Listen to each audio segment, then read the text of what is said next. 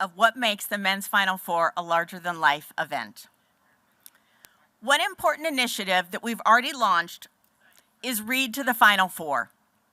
It's a free statewide contest to inspire Arizona third graders to accelerate their reading skills in a bracket-style competition. The champion school and readers will be crowned on Friday, April 5th.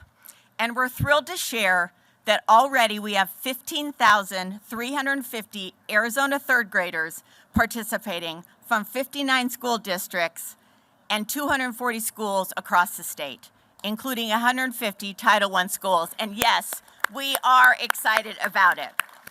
And I have to tell you, these third graders have already read more than 10 million minutes combined, and they are just getting started. You'll notice that many of us are wearing sneakers today. We are recognizing the 30th anniversary of Coaches vs. Cancer, and we'll have more on that later. And now it's my pleasure to introduce Arizona Governor Katie Hobbs, a true champion for Arizona, for its residents, and for the men's Final Four.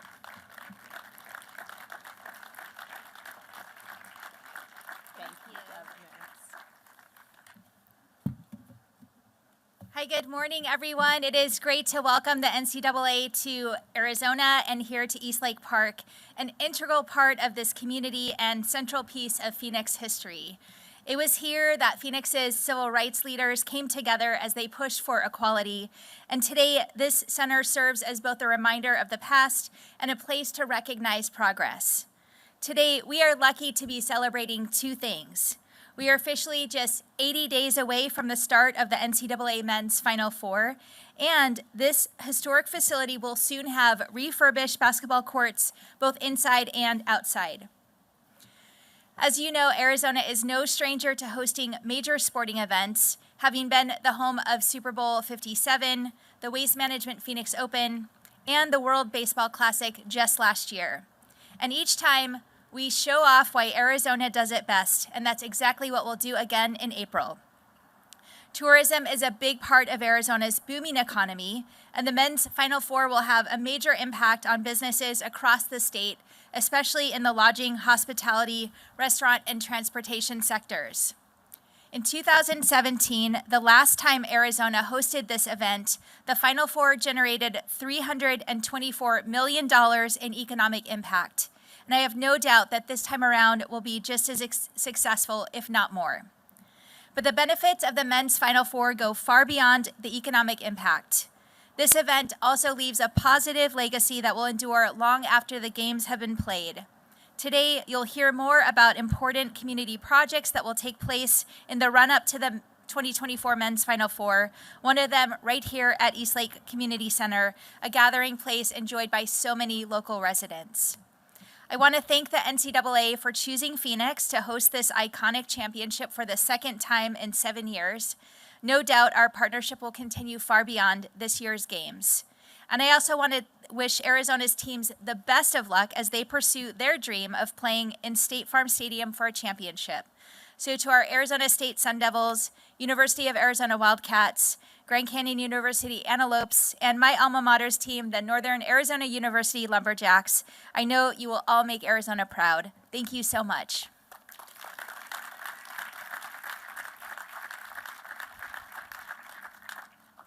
Governor, thank you so much for being with us and really for all of your support. It means the world. Okay, and now please welcome Councilwoman Keisha Hodge Washington, who represents Phoenix City Council District 8. We are in her home right now, and so we're happy to hear from Councilwoman Washington.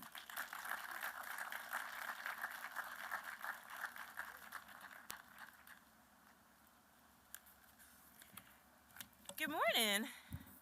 Good morning and welcome to District 8. It's my pleasure to have you here today. Eastlake has a long and glorious history in the Phoenix community. It was established back in 1889 as a gathering place for neighborhood meetings, picnics, concerts, sport events, and other recreational activities for African Americans. The center and its namesake played a central role in the civil rights movement in Arizona. It hosted numerous rallies, and visits from civil rights leaders such as Dr. Martin Luther King.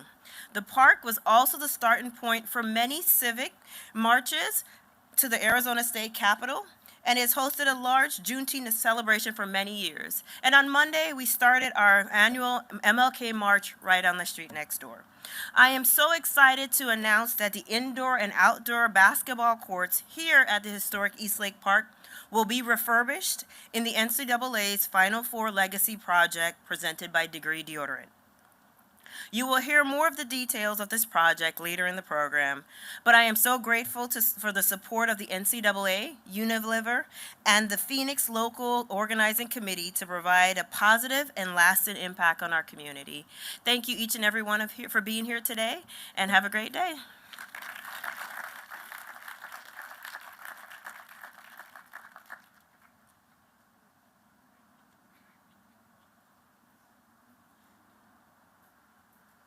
Thank you so much for joining us. We are really excited about the project here and the NCAA Men's Final Four Legacy Project presented by Degree Deodorant. I cannot wait to see the unveil in April.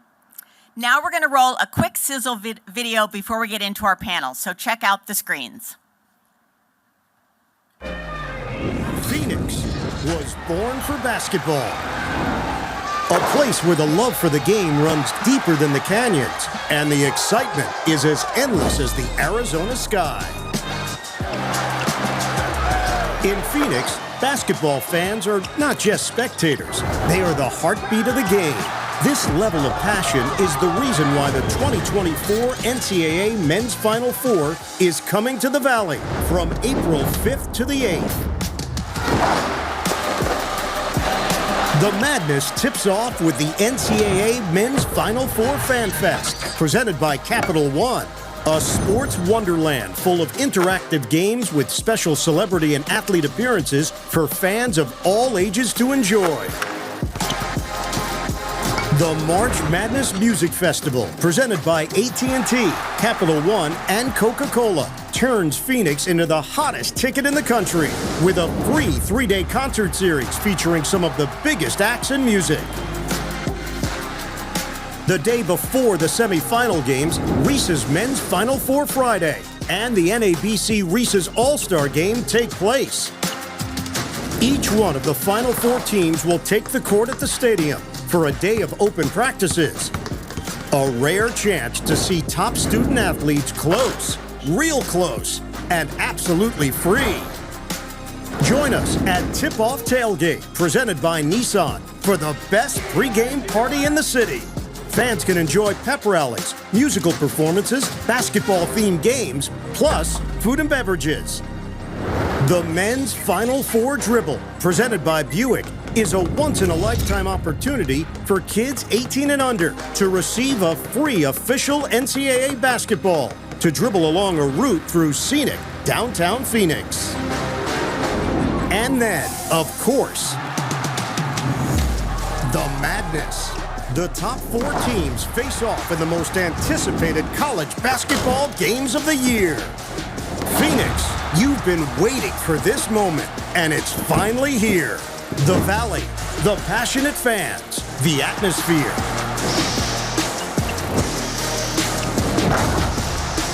Everything is ready.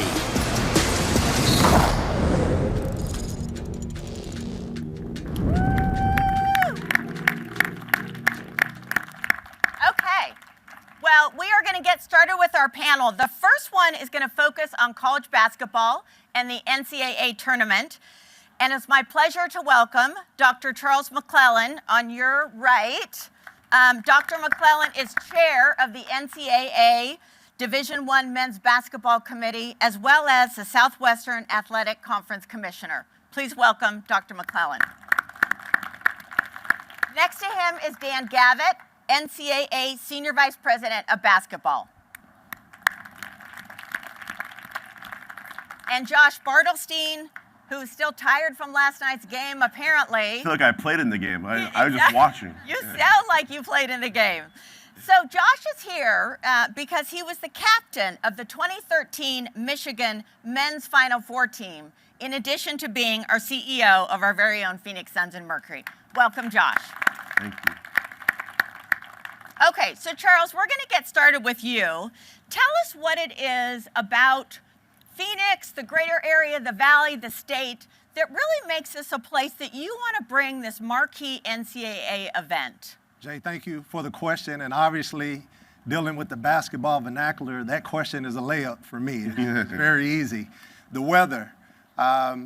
We got here and some people told us that it was cold. It's not cold at all. Oh. I left 9 degrees in Alabama. 70 this weekend. This is what Phoenix and the Valley is all about, the magnificent weather.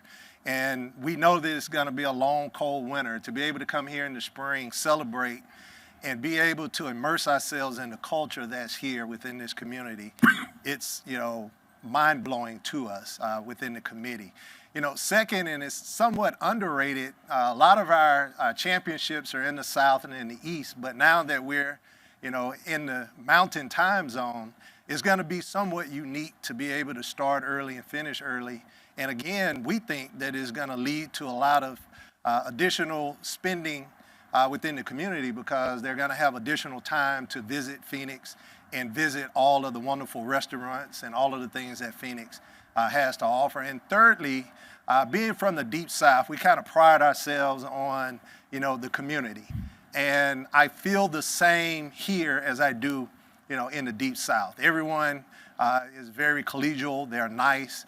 Have to say hats off to Arizona State for the magnificent job that they've done, the local organizing committee, Visit Phoenix, the volunteers. It's just the people, and that's ultimately what makes a Final Four, and that's why we've come back to Phoenix, because you put on a magnificent show. Yeah, thank you.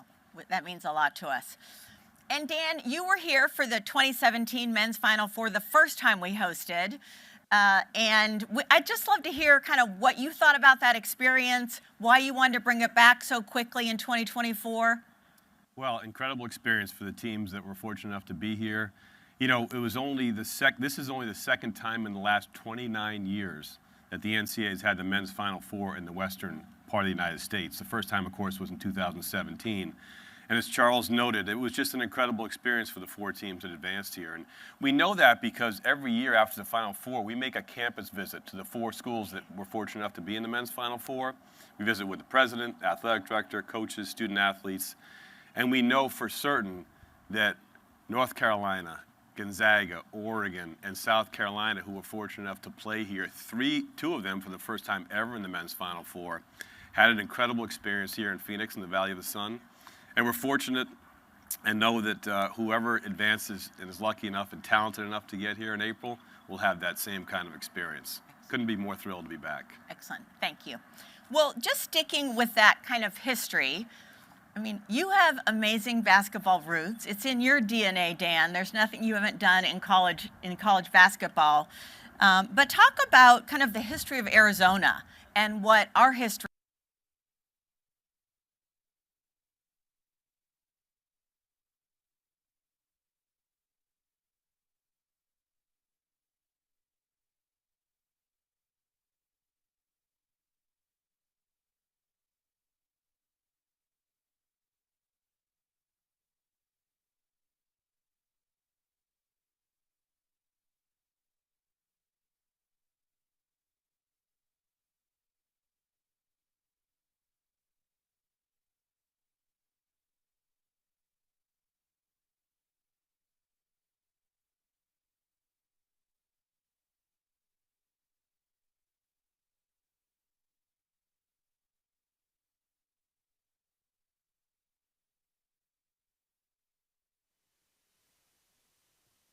Good afternoon.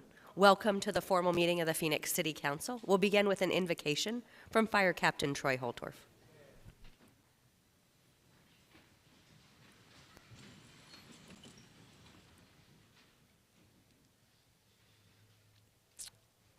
Father in heaven, we thank you for this day and for every single person in this room and in this city. We bow not just our heads, but our hearts to you now, Father.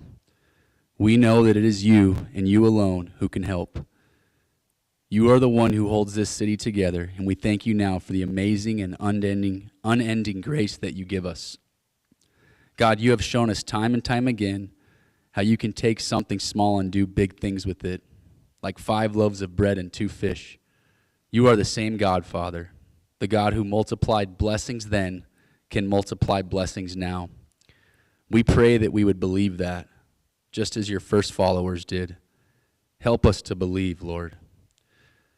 Father, we ask for you to bless today's meeting. All the little things that are being put into action, would you use them to produce big things, big results, according to your will and your way. We trust in you because, Lord, you are enough. Your grace is sufficient for us. And Lord, we pray that we would build this city using your plumb line of truth, not ours. We pray that by your grace, we wouldn't stray from it. Please forgive us where we have, Father. Take us back to your heart, God. We, your children, need you. Help us to do what is good and to run from evil. We know that when we do this, God, you, the Lord of heaven's armies, will be our helper, the one who goes before us and the one who stands behind us. Help us, God. Protect us. Be with us. It's in the name of the faithful one, Jesus Christ, that I pray this. Amen. Please remain standing for the Pledge of Allegiance. Councilwoman Deborah Stark Vice Mayor Deborah Stark will lead us.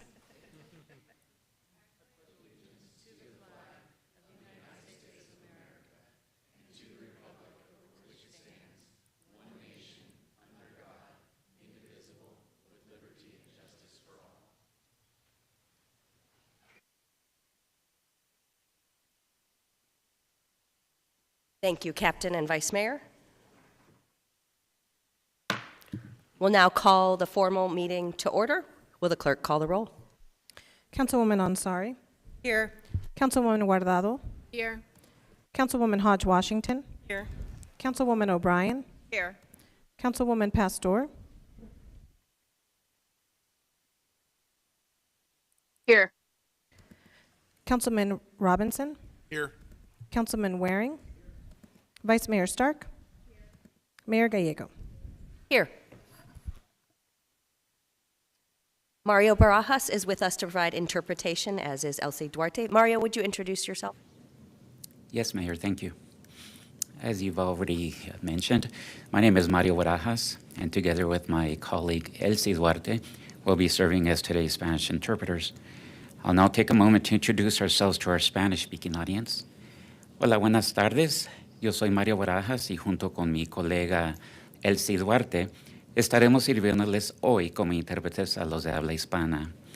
Deseamos pedirles de antemano, si es que van a dar un comentario público, por favor, hable despacio, con claridad y evite tener distracciones de fondo. Finalmente, pause después de cada 1 o 2 oraciones para que le podamos interpretar lo que esté diciendo de la manera más completa posible. Gracias. Thank you, Mayor. Thank you. Will the clerk please read the 24-hour paragraph? The titles of the following ordinance and resolution numbers on the agenda were available to the public at least 24 hours prior to this council meeting and therefore may be read by title or agenda item only. Ordinances number G 7161, 7172, and 7218 through 7220 and S 50493 through 50529. Thank you. Will the city attorney please explain the role of public comment? Yes, thank you, Mayor. Members of the public may speak for up to 2 minutes to comment on agenda items. Comments must be related to the agenda item and the action being considered by the council. General comments that go beyond the scope of the agenda item must be made in the citizen comment session at the end of the agenda. The City Council and staff cannot discuss or comment on matters related to pending investigations, claims, or litigation. Additionally, any member of the public who appears before council in their capacity as a lobbyist must, as required by Phoenix City Code, disclose this fact before addressing council. The City Code requires speakers to present their comments in a respectful and courteous manner. Profane language, threats, or personal attacks on members of the public, council members, or staff are not allowed. A person who violates these rules will lose the opportunity to continue to speak. Thank you. Item number 1 is boards and commissions as revised. Vice Mayor. Thank you. I'd like to move to approve mayor and city council boards and commission nominations as revised. Second. We have a motion and a second. We do have one public comment on this item. Richard.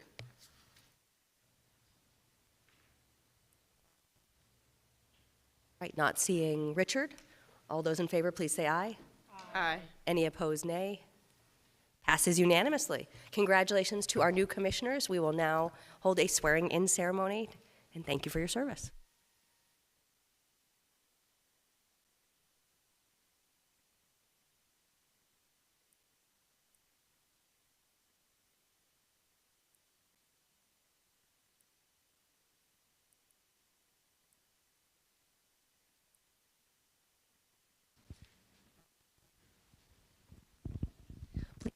Hand. I do solemnly that I will support the Constitution of the United States and the Constitution and laws of the state of Arizona. That I will bear true faith and allegiance to the same and defend them against all enemies, foreign and domestic. And that I will faithfully and impartially discharge the duty of state your office according to the best of my ability. So help me God. Thank you for your service to the city. Congratulations and welcome aboard.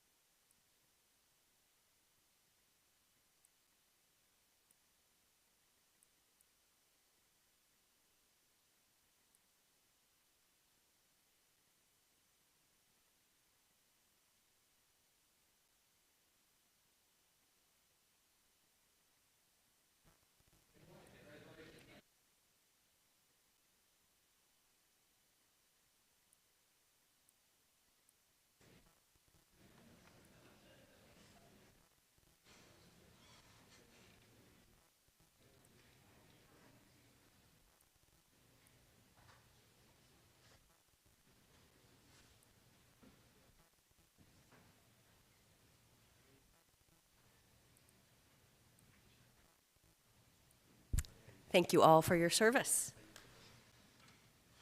Congratulations to Gail Knight on her doctorate as well. The City Council provides an advisory role on liquor licenses to the state of Arizona. We'll go next to that portion of our agenda. Vice Mayor, do we have a motion? Yes, I move to approve items 2 through 6. Second. We have a motion and a second. Any comments? All those in favor, please say aye. Aye. Any opposed, nay. Passes unanimously. City Clerk, are we ready for ordinances, resolutions, new business, planning, and zoning? Yes, Mayor. Vice Mayor, do we have a motion? Yes, I move to approve items 7 through 60, except the following. Items 15, 24, 26, 30, 43, 48, 58, and 59, noting that item 57 is continued to February 7th, 2024. That item 59 has additional information, and excluding these additional items for virtual public comment, item 40.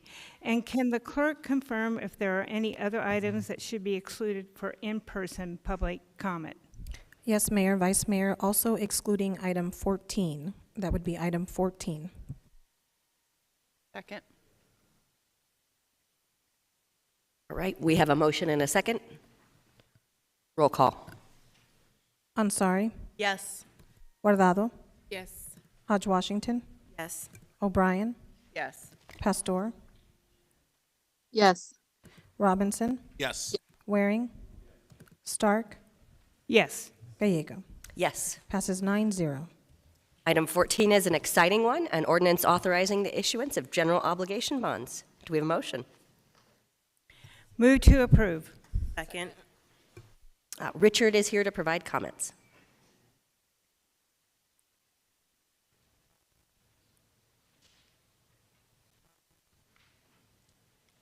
For clarification, this is item number 14. Yes. Yeah, so I'm not opposed. I just want to say that this grants really need to go to Central City neighborhood, invested in over time. in one of those neighborhoods.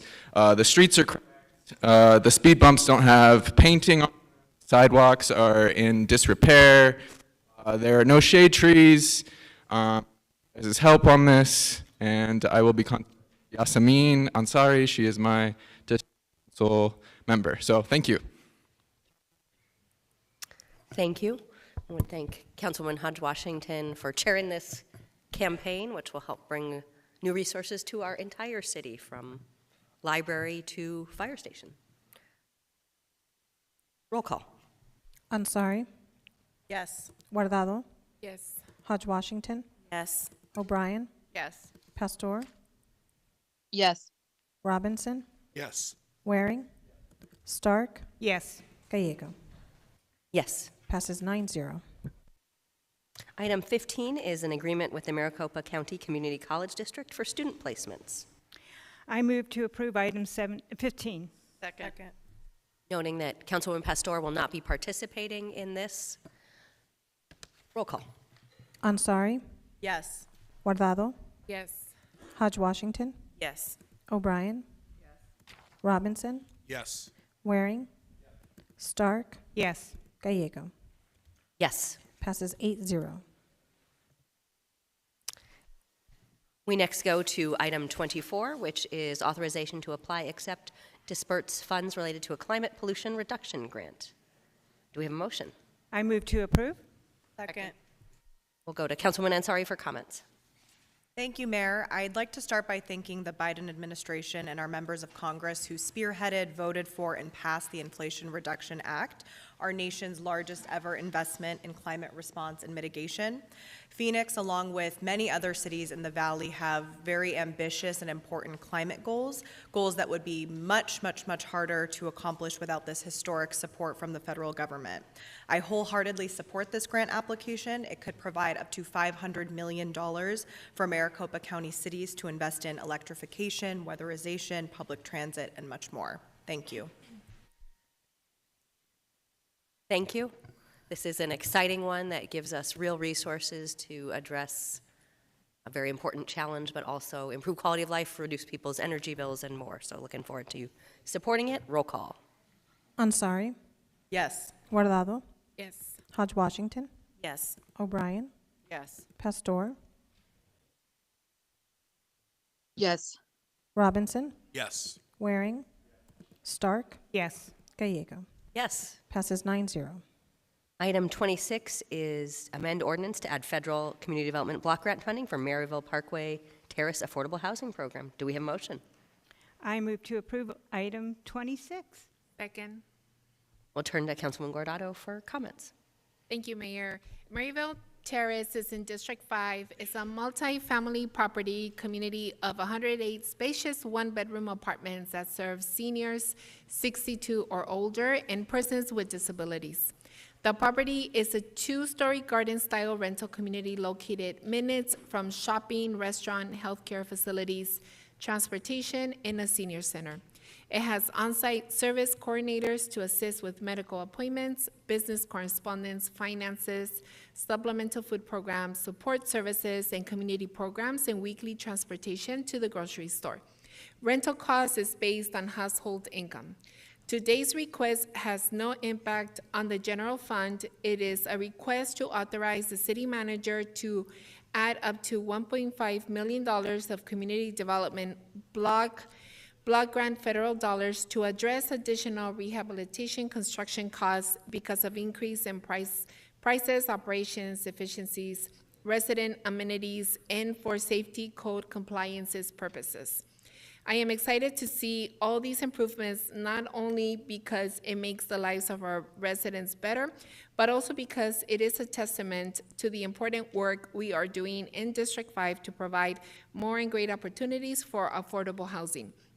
I want to thank Deputy City Manager Gina Montes and the Housing and Neighborhood Services Department and staff for their hard work and for this incredible project. Thank you, Mayor.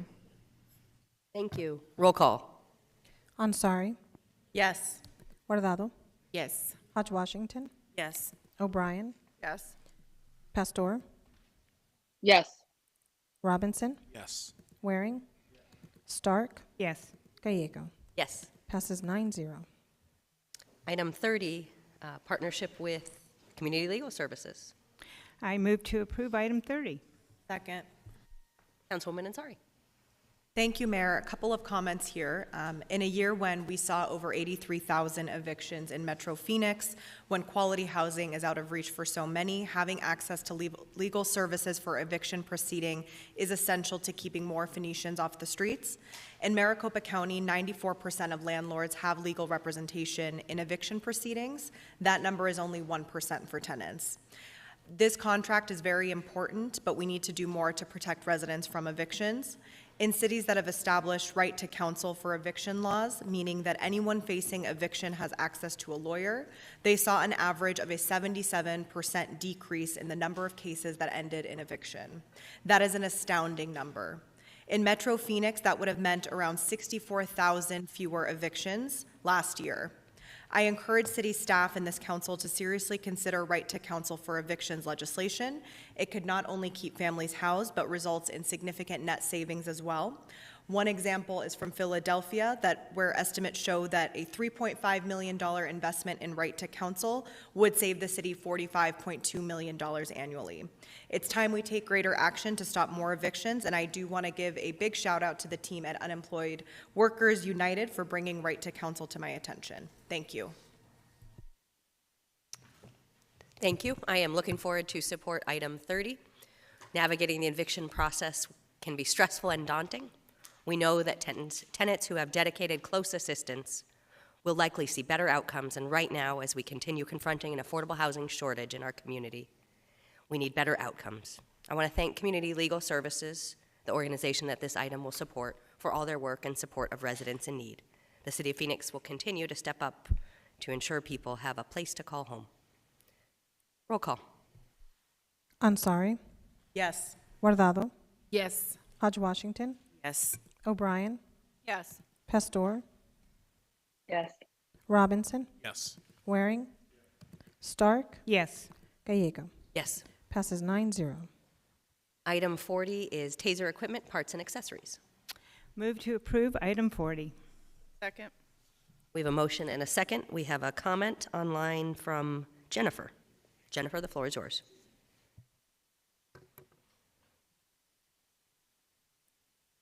Thank you guys for speaking with me today. So I would like to add on this particular motion to add 2 pamphlets for the responding officers to be able to have. It is my understanding from speaking with the commander that that one of these pamphlets used to be accessible to the officers, and it would be a pamphlet to be able to hand to families that have received information that their loved one has passed away. This one, of course, hits very close to home for me because my son was killed on February 17th. Unfortunately, the officers that were responding were unable to answer questions and were unable to provide me with phone numbers. I was asked to just Google it in order to even find the medical examiner's office. And ma'am, this is a very serious and when families we were trying feel deeply to do sympathetic. that, Could you connect it to the item, please? Your comments. Oh, okay. So as far as to add 2 pamphlets, the first one. So you have to connect it to for tasers. the officers to have those pamphlets again. Okay, and that is And then very, the very second important. pamphlet was You for the just, we need you to speak to resources to hand tasers. Okay, then I'm unable to do so. Okay, we will take you first in public comment. This is very important. We just have to comply with the open meeting law. thank It does you. not mean it's not serious. It just has to be on the right agenda item. Okay. All right. Thank you for that important testimony. Roll call. Ansari. Yes. Guardado. Yes. Hodge Washington. Yes. O'Brien. Yes. Pastor. Yes. Robinson. Yes. Waring. Stark. Yes. Gallego. Yes. Passes 9-0. Item 43 is a request to issue a solicitation of proposals for the South Central TOD implementation. Move to approve item 43. Second. Motion and second. Any comments? Looking forward to supporting this one. Hopefully it'll be some real continuity with implementing the plan our community members have worked so hard on. Roll call. Oh, we have a comment.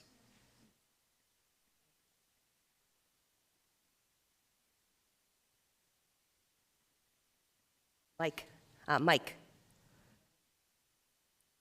Peterson.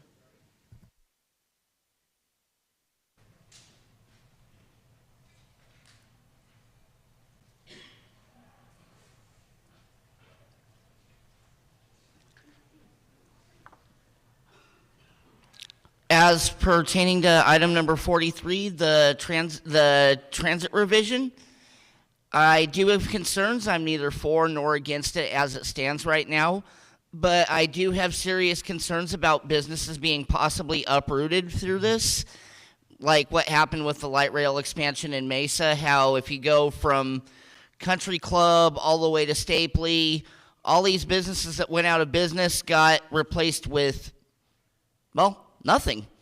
And then you look at the South Phoenix situation with the 4 lanes or no train that came up. Again, a very common concern is that this would in fact be yet another road diet. And if that's the case, the perceived outcome is local businesses getting, well, ran out of business and then replaced with chain stores, Starbucks, McDonald's, and whatnot. But the reality, as you'll see from Mesa and from Dunlop on the extension, Dunlop and 19th all the way down to 19th and Camelback, there's a whole lot of nothing, and there's already not a single major shopping center anywhere within 1 mile of the light rail. So as it stands right now, where does the light rail go? The airport and where else? Airport, stadium, and that's pretty much it. Everybody's businesses end up getting uprooted for, well, who knows? And we need to make sure that this isn't just another road diet. Thank you for your time. Thank you, Diane Barker.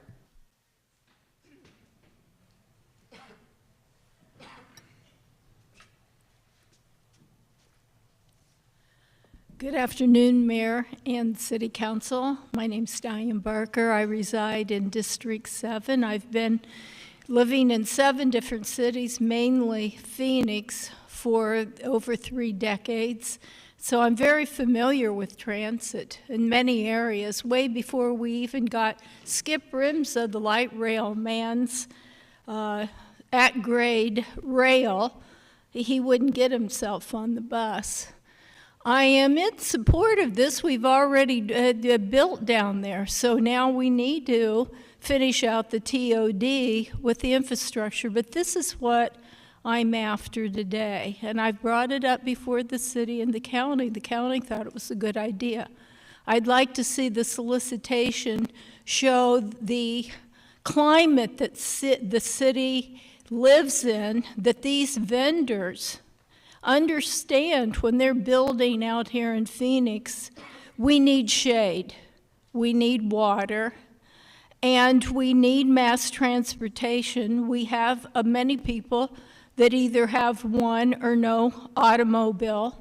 So anybody that is thinking that it's always, and there's some people that can't drive. We've had people that have served this country and are injured and they can't drive. So we need transit. So I'm saying in a solicitation, you need to have the people prove that they understand the climate of the city. As a bus rider or rail rider, I've been stuck without shelter with non-working vending machines for the fare bucks. Then you get on and get harassed and get kicked off if you don't have a ticket. This is not right. We need, as my dad said when he saw all the organization charts in government for transit, he said, and he was an Air Force colonel, I think the problem is nobody's at the top. Thank you. Any council comments? Roll call. Ansari. Yes. Guardado. Yes. Hodge Washington. Yes. O'Brien. Yes. Pastor. Yes. Robinson. Yes. Waring. Stark. Yes. Gallego. Yes. Passes 8-1. Item 43 is revisions to Phoenix City Code, Chapter 32. Will the clerk read the title? Item 48.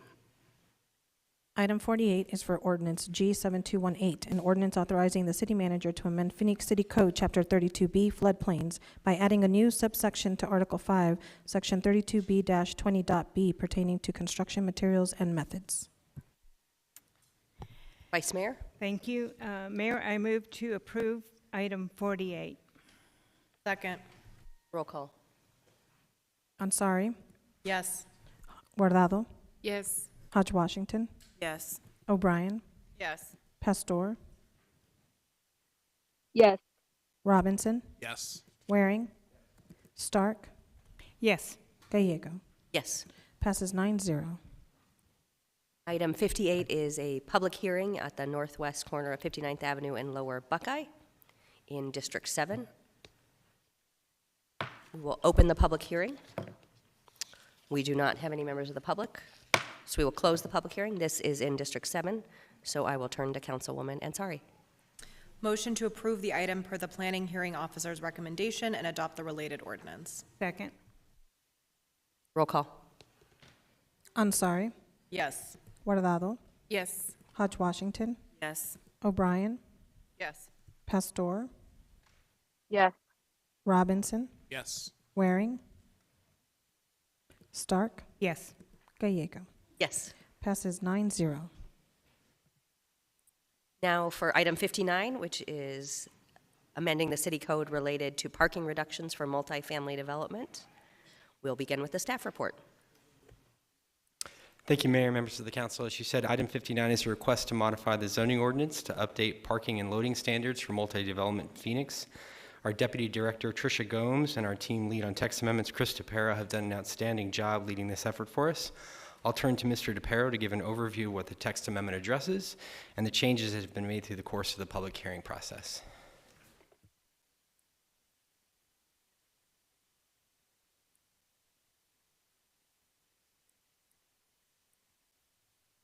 Thank you, Mayor Gallego and members of the council.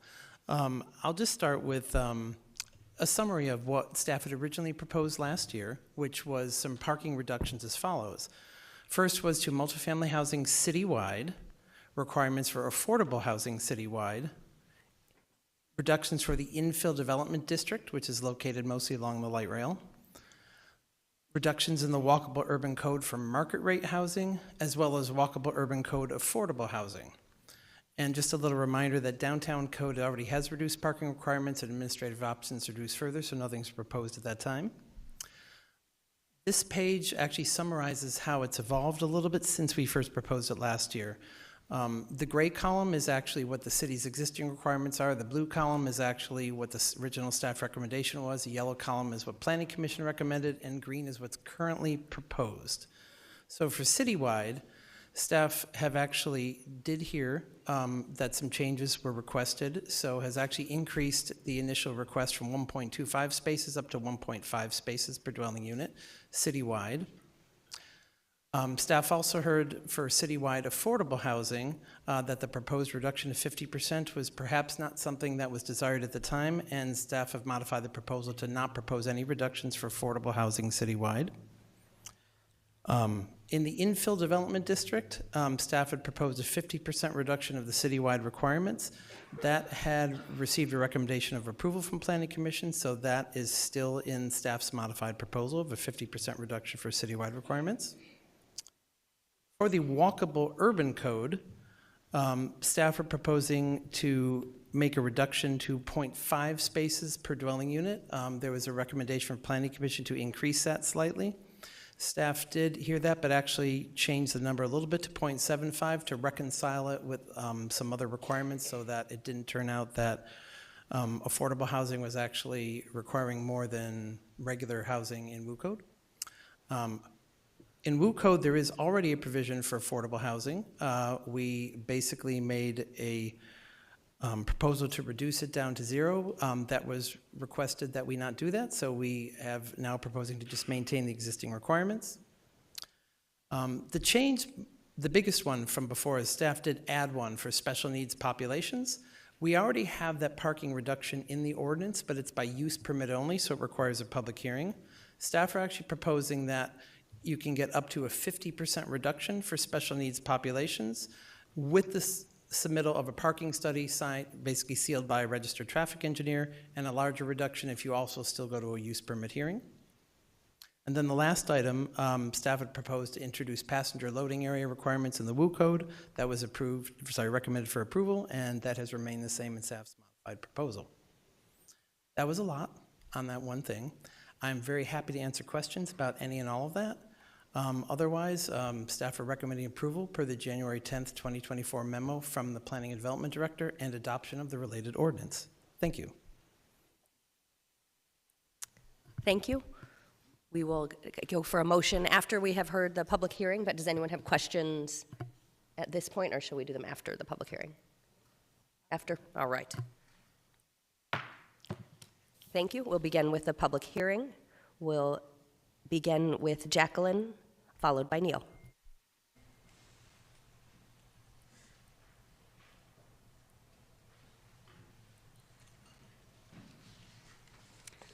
Hello, my name is Jackie Rich, and I'm part of the Neighborhood Coalition of Greater Phoenix. We've been involved in this amendment from the very beginning. I put down that I was opposed, but I'm not exactly opposed, so I should have you should have a box for it's complicated.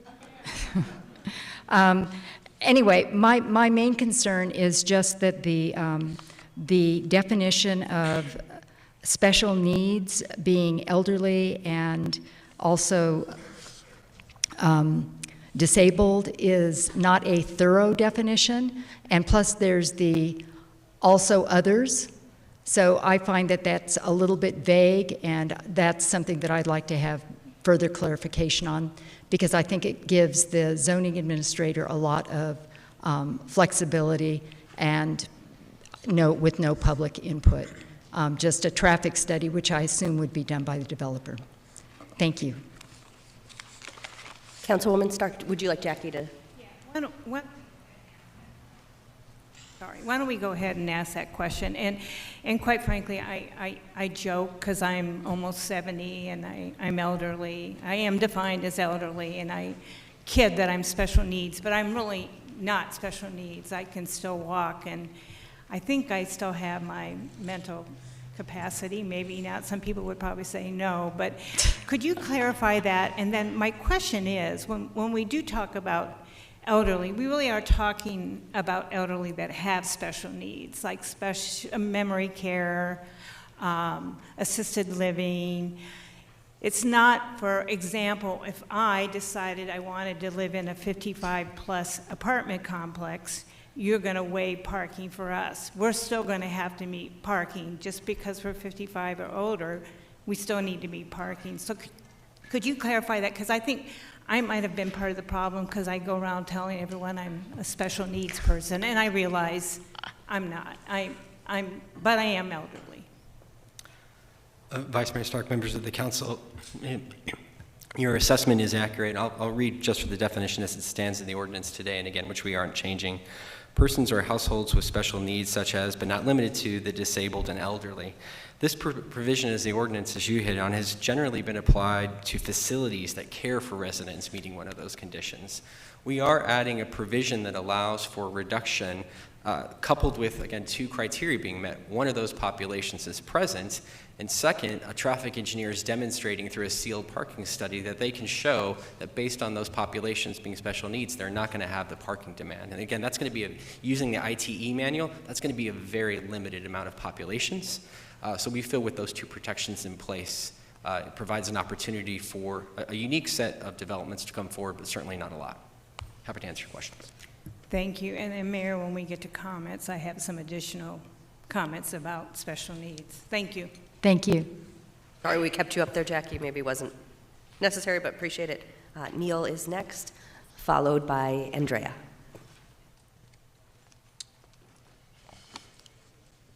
Neil Haddad, speaking on behalf of the Neighborhood Coalition of Greater Phoenix. So thank you, Mayor, Vice Mayor, and Council. So as Jackie said, the Neighborhood Coalition has participated in the vetting of this text amendment proposal since it was first introduced to the public at the end of June 2023. We spoke at 12 of the 15 village planning committees to register our concerns.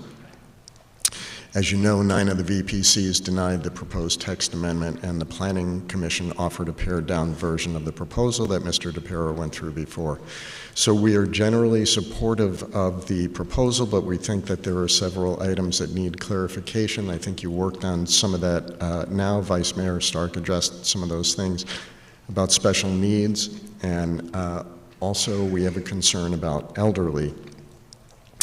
So we continue to have some questions. What are the criteria for less demand for parking or alternative sources?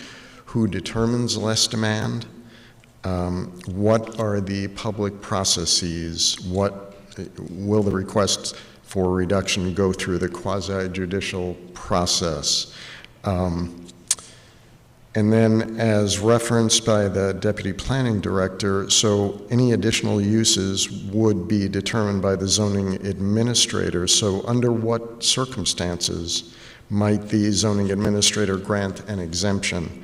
You know, we've had many comments and discussion about this text amendment, and you've received a lot of input from citizens, VPCs, and the Planning Commission. We just think that there's a need to tighten up the definitions and specify the process of how it will be done. So that's what we're looking at from council today, so please provide definitions and clarify the process. So thank you for the time. Thank you, Neil. Good to see you doing well. Andrea is next, followed by Nicole.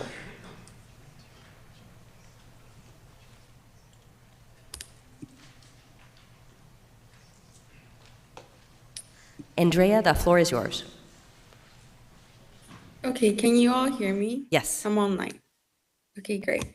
Hello, my name is Andrea Luna Cervantes. I'm a community organizer with Unemployed Workers United. I am in favor of agenda item 59 to reduce parking requirements for multifamily developments. Within our campaign, our fight for affordable and accessible housing is a crucial part of our Take Back Our Homes campaign.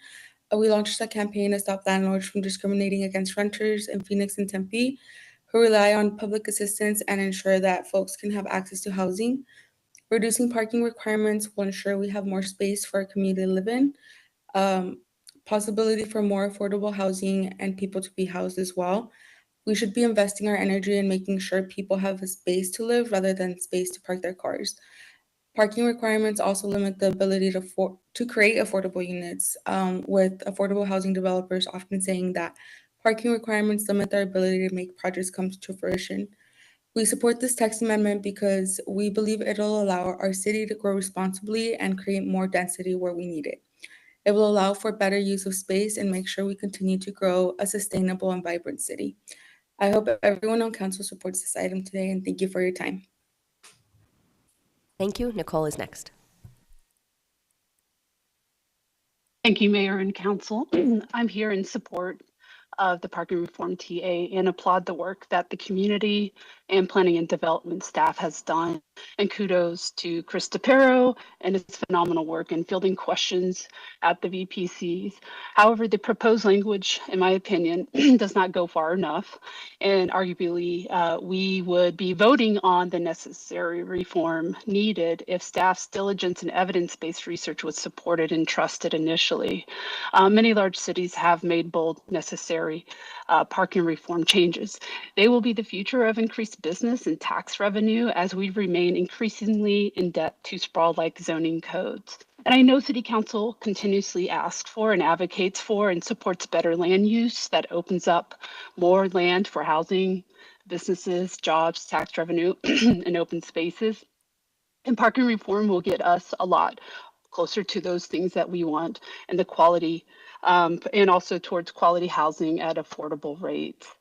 We need to protect our residents, and I really do look forward to new and improved language in the future as it relates to not only housing, but especially to commercial. We need that, especially in this area where we are increasingly becoming more dense, and we need to become more dense.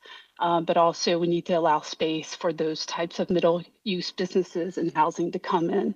And with that, that concludes my comments, and thank you. Thank you. We'll close the public hearing, and I'll turn to the Vice Mayor. Thank you, Mayor. Now, do you want me to make motion first, or should I make comments?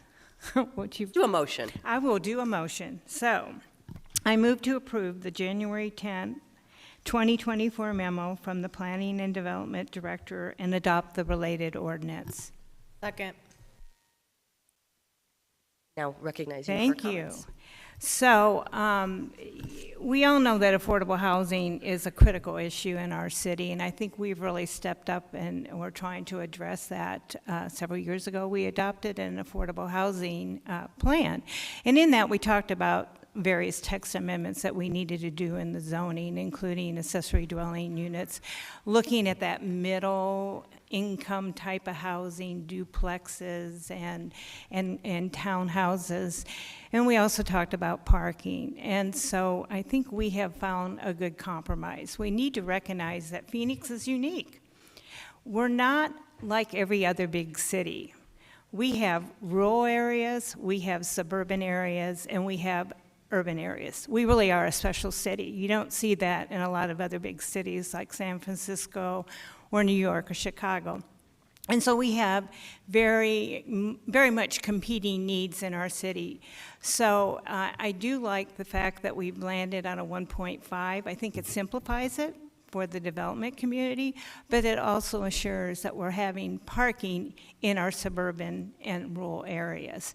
I seriously doubt if someone's building in Desert Ridge or Ahwatukee, they're not going to build it without parking. So at least we've given them a standard that makes it very easy for them to assess when they're developing. And I also appreciate that you've taken into account public transit, and we have made some changes in our public transit area. Obviously, if you're close to public transit, you're less likely to have a car. But in Maricopa County, people that can drive, only 8% of the public does not own a car. So we still are a car-centric county, city. And so I think what we've done along our mass transit areas is a nice compromise as well. One of the issues, though, that is growing is special needs, especially when it comes to elderly. Baby boomers are here. We're not going away anytime soon. If I have my way, I'm going to be around here to annoy you guys for a few more years. But having said that, a lot of my peers have special needs, memory care, assisted living. They may need to have a nurse available, and so they move into a complex where there may be some staff to help them. There are also other types of physical disabilities amongst us. We need to address that, and we need to assure that we're helping get those types of facilities built. It's critical. But the important thing I think we need to note is these special types of facilities know how to address the type of parking they need. They know how many handicap parking spaces they need. They know how many parking spaces they need for staff, for visitors. When I was planning director, we actually went to a use permit for special needs because we recognize it's hard to really do a variance when the hardship is it's a memory care.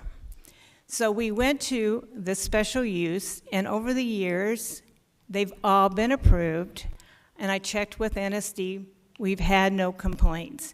And so I'm the one that suggested to staff that maybe we need to do something with regards to special needs. I would have said, just let them do the entire parking plan and submit it to staff. But staff wisely cautioned me, no, a lot of our neighborhoods during the village process said, we still need to have some input to it. So I think they came up with a great compromise. And I really do appreciate what you did with that. So I think it's time for us to take a leap of faith. We need to address affordable housing. And again, the biggest area of need for affordable housing, in my humble opinion, is for special needs. So I really thank staff for everything they did. I appreciate hearing what the villages had to say. I think we had a very lengthy process, but we've come up with a compromise. One thing I've learned in planning is when everyone's a little dissatisfied, the planners did a good job. So thank you. I appreciate everything you did, especially you, Chris. Thank you, Mayor. Thank you. We'll go to Councilwoman O'Brien and then Councilwoman Ansari. Thank you so much, Mayor. So I know that when we looked at this chart before, because I'm in, my district is part of the city that is much more suburban. We're just now getting, we'll be getting the light rail on Saturday, so that's very exciting, but it will just be the very southern edge of District 1. And so we have my folks had some concerns, and so I want to make sure, though, that these are parking standards for when we deal with housing, right? This is not going to impact our retail centers or our commercial industries, correct? I can see your head nodding, but no one else can. Mayor, Councilwoman O'Brien, that is correct. Okay, thank you very much. And will you explain what a minimum standard is? Chris, you want to take it? Yeah, Mayor Geigo, Councilwoman O'Brien. The minimum standard is something that, we implement, saying that when we look at a site plan, it's like when we say it's per unit, so in other words, if something has 100 units at the 1.5 rate, there would be required 1.5 spaces per unit, so that's 150. That is a current requirement for 1 and 2 bedroom apartments. It's actually a very current requirement. It's just that we now separated all the bedrooms, and through the development process, a lot of times that mix changes every single review. Every time the architect resubmits, they do a pro forma, they look at it and go, we need to change the number of bedrooms, and every single time then they have to change their parking. And often when they're providing excess parking, which as we found in doing some of the research as you requested for District 1, it's not a big deal, but ones that are a little bit closer to providing the required tend to be like, now I have to adjust everything on my plan every single time, and they get mad at us, and there's lots that goes on. So we basically averaged it out, and the research that we did, particularly for District 1, showed that essentially in terms of what they're providing, because they are allowed to provide more than the minimum, they're providing plenty more than the minimum in all those cases, and including more than what we're getting now. We're hoping over time, as things change, that maybe things come a little less car-centric, but in areas that are far more suburban, this provides them current standards now that will actually work, that we believe. And I appreciate that. And that is important to folks who live in my district, because we don't even have bus service for the northernmost of my district. And so when you all proposed this change to make one number for no matter what kind of, however many numbers of rooms in the apartment or the townhome or condo, that was a concern to me, because in the northern part or my district, we are getting more 3-bedroom places, which means there's more people. And so I asked you all to look at the multifamily housing that was being built in my district and what that looked like. And you provided me with a chart. Do you have that with you all today? And if I just want you to speak to those numbers so that folks can see how what it looked like with the standards we are in currently, and then what it would look like given to the new standards, and a little bit what you were just saying. Thank you. Absolutely, Mayor Geigo, Councilman O'Brien. This chart was some selected ones of, most of them are a little bit more recent. We wanted to look at what's been developing more recently. There's a couple that are a bit older there. All of these on this particular page are District 1.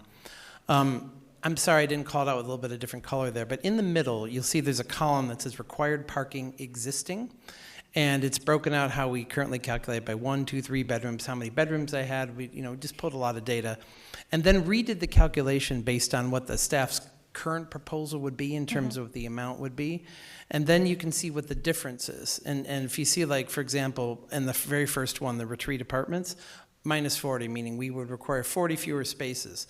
But we were talking a difference of about 5% up there, and in terms of what you get, and ironically, I can't read my last 2 columns because I have a little video screen over it. So on that one, you see the differences that they actually provided, in this case, 953 spaces, which were 193 over the existing minimum, and we don't have anything in this to stop anybody from providing more than what they wish to do. It's basically developers responding to demand and what they think they should do.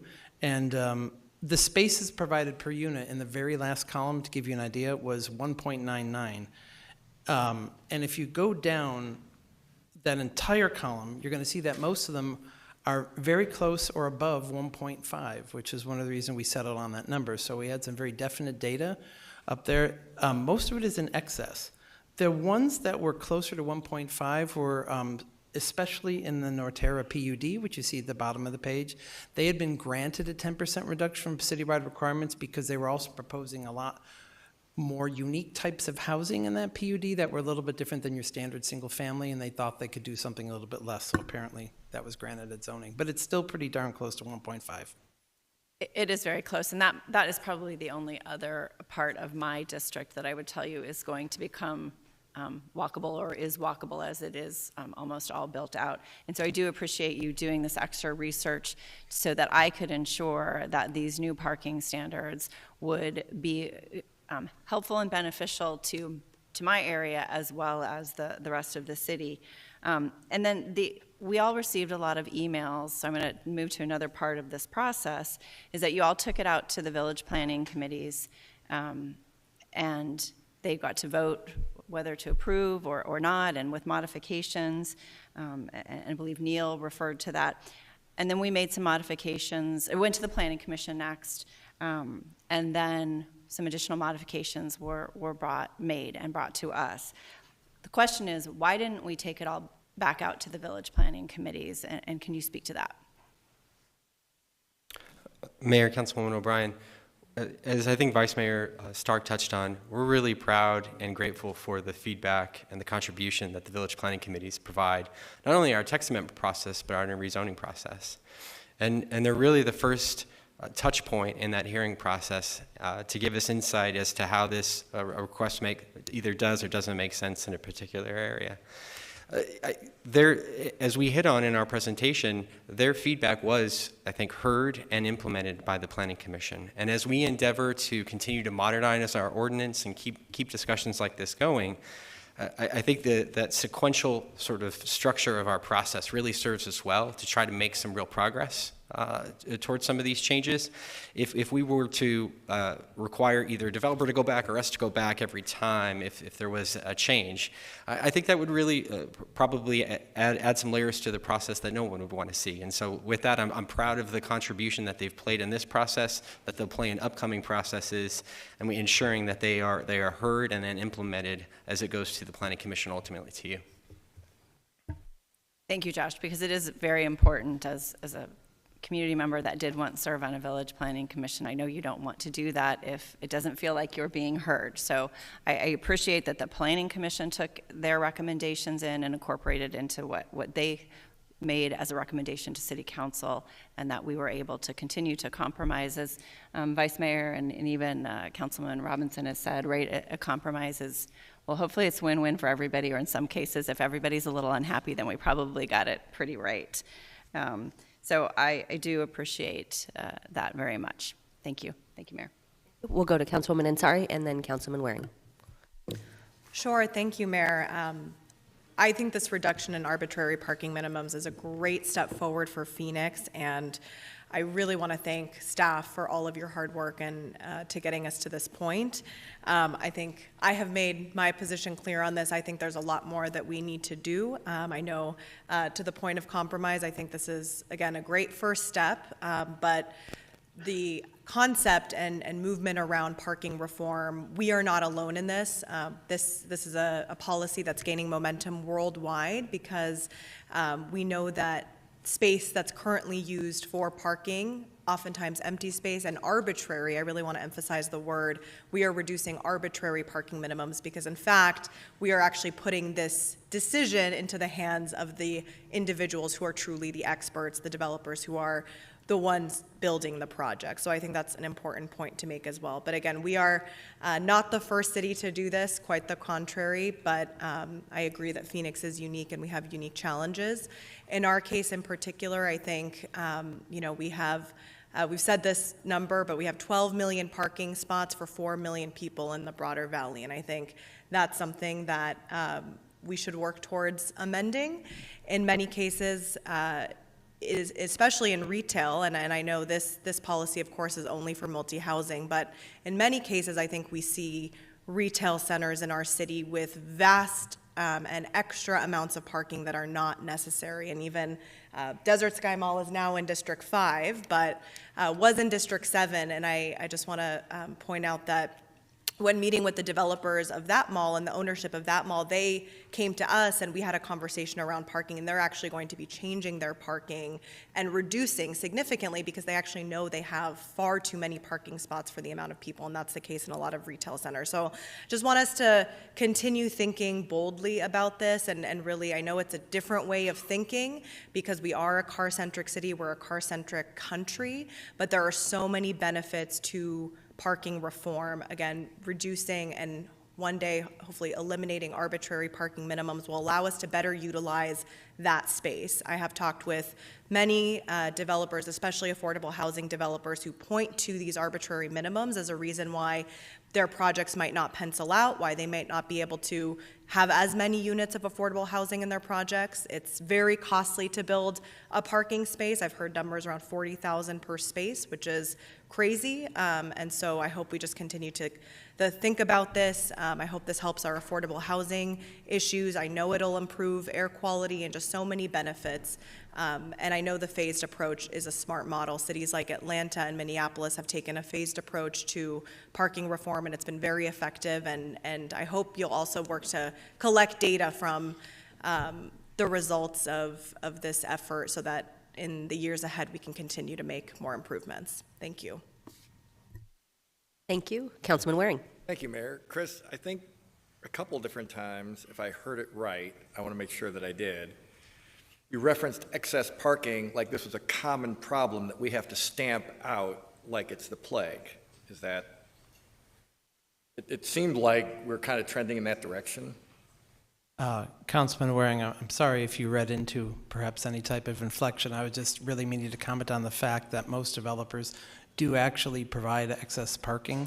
So we had some concerns expressed about thinking that everybody who's coming in is providing exactly the minimum required. So if we reduce it, how do we deal with that? But what we're trying to say is we can reduce minimums to make things work as things change over time, so that people aren't beholden to something like an arbitrary minimum, but that most of our existing sites, we're finding people have provided more than is required.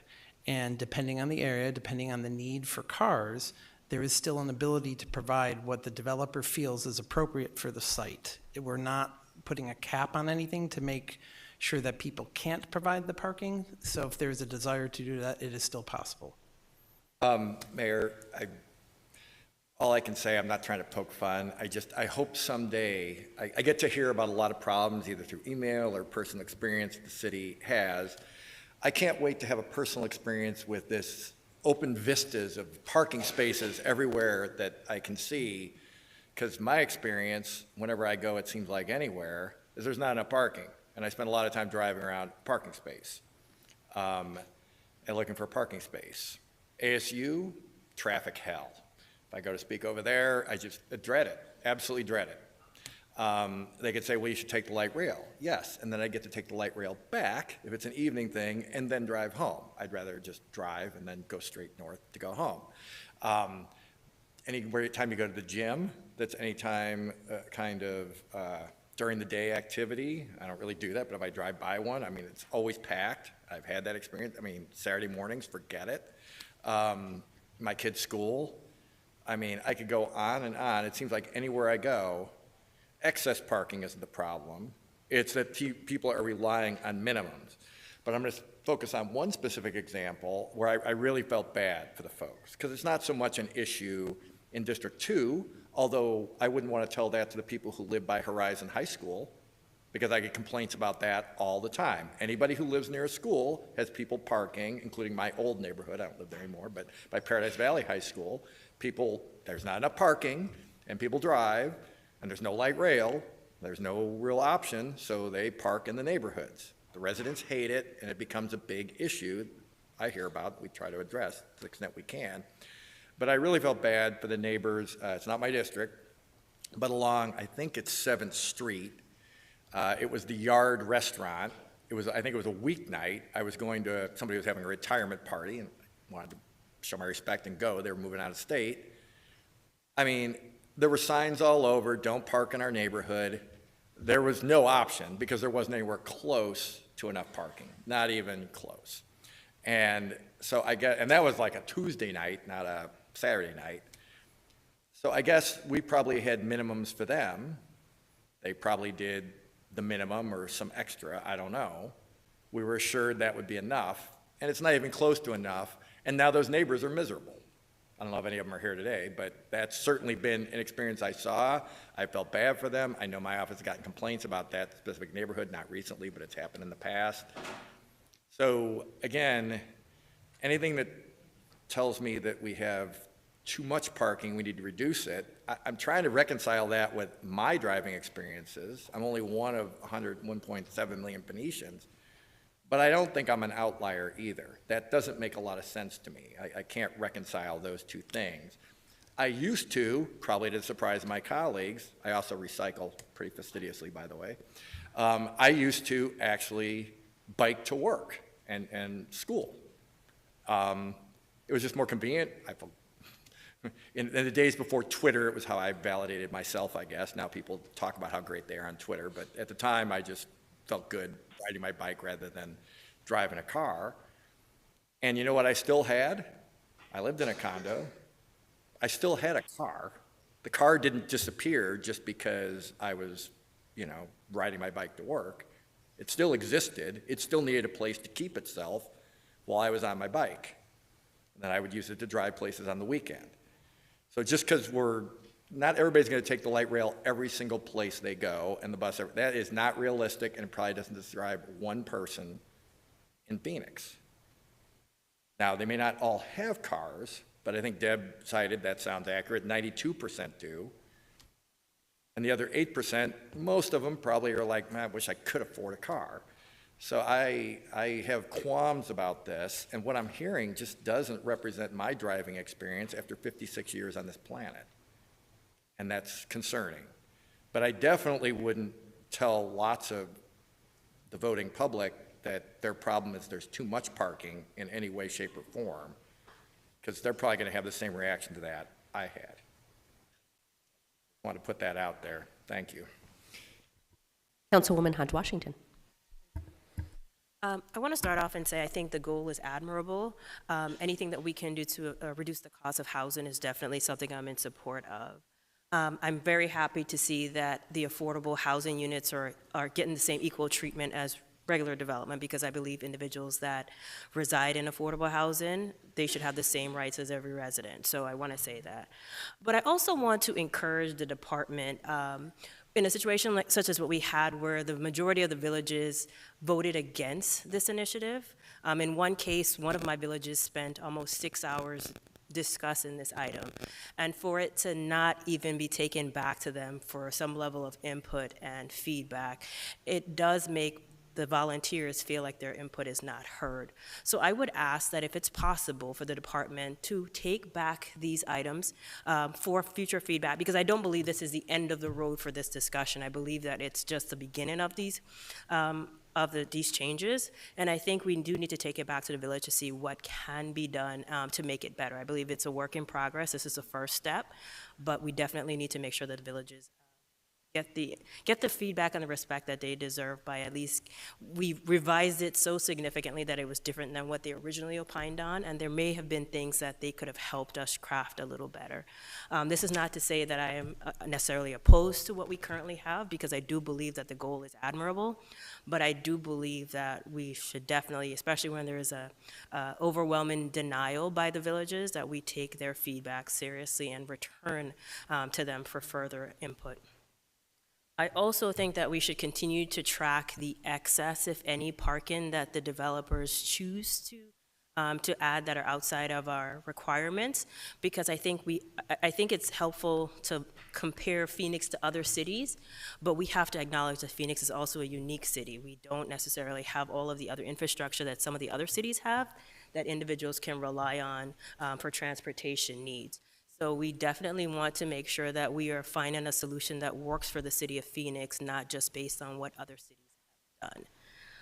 And then I also want us to keep track of, because one of the concerns I have is there's some parts of our city and parts in my district where there are certain populations that are disproportionately affected, and those individuals, for reasons, for socioeconomic reasons, sometimes have to double up in a home, and they need multiple spaces. And how do we keep track of that? I don't want us to have more spaces than needed, but we also want to make sure that we're not putting them in situations where they're not able to park their vehicles in a safe space near their residence. So I just want us to make sure that we are just not stopping right now on this conversation by simply saying we are making these changes and these changes are good enough. I want to make sure that we are committed to the next step also of review and evaluation to see what works from what we are moving forward and what doesn't work and what needs to be tweaked. So those are my comments. I just wanted just one explanation. I know what it is, but one of the comments that I received also was was infill development, and some individuals are not clear what that means. Could you take a few minutes to explain that? Councilwoman Washington, Mayor Geigo. Yes, in fact, I will show you right here. One of the things that we tried to make clear that perhaps wasn't on the way we use the word infill, stopping at the word infill, was that it means the infill development district, which is clearly a district adopted with set boundaries on the map that you see by council. So any reductions to infill would be only in these areas here, which you can see is actually primarily along the light rail and our higher transit corridors. Thank you for that clarification. I just wanted us to put that on the record. Like I said, I got some questions of just not understanding where that infill provision would apply. So thank you for that. But other than just reiterating the need for us to be cognizant of our villages, the input that they provide, as well as making sure that we are evaluating this to make sure we are actually serving the goals that we hope to serve with this. Those are my comments, Mayor. Thank you. Thank you. Any additional comments? I will join my colleagues in thanking Chris and Josh for this long process. We really did listen to the Village Planning Commission feedback, and I appreciate you taking my feedback and others. Vice Mayor Stark and my colleagues put a ton of time into this, so thank you for sitting down with people who had a variety of different goals, all admirable, but not all going in the same direction, and this does balance a lot of different needs. To me, it is an important step forward for sustainability and housing. We know we have a shortage of affordable housing in this community and housing generally. It is wonderful that people want to live here, but we got to make space for all of them. Cutting down on our minimums means we'll have the ability to build more housing in places where cars would have been parked, thereby lowering costs to build and rent. This is another step forward in our journey to become the most sustainable desert city, and appreciate everyone who put time into this, including people who went to so many meetings and really participated in the conversation. With that, I believe we are ready for a vote. Roll call. Ansari. Yes. Guardado. Yes. Hodge Washington. Yes. O'Brien. Yes. Pastor. Yes. Robinson. Yes. Waring. Stark. Yes. Gallego. Yes. Passes 8-1. Thank you. That includes the agendized portion of this meeting. We will now go to the final portion, citizen public comment, and I will turn to our city attorney to introduce this portion. Thank you, Mayor. During citizen comment, members of the public may address the City Council for up to 3 minutes on issues of interest or concern to them. The citizen comment session is limited to 30 minutes. The Arizona Open Meeting Law permits the City Council to listen to the comments, but prohibits council members from discussing or acting on the matters presented.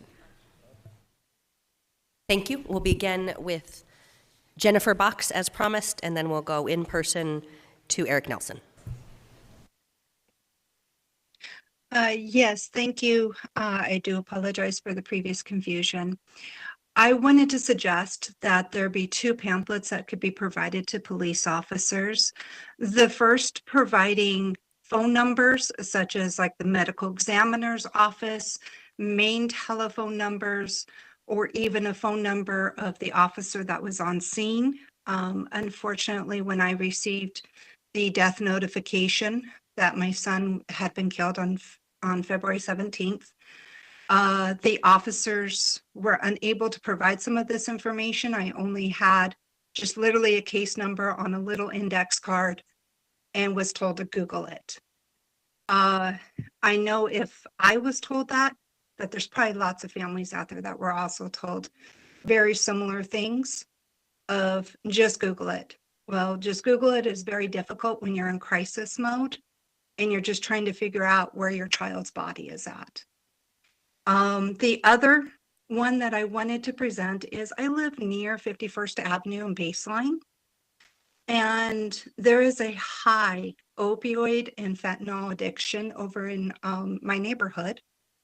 And with that being said, I know that the police officers are some of the first on scene to see the consequences of drugs and those that are affiliated with this.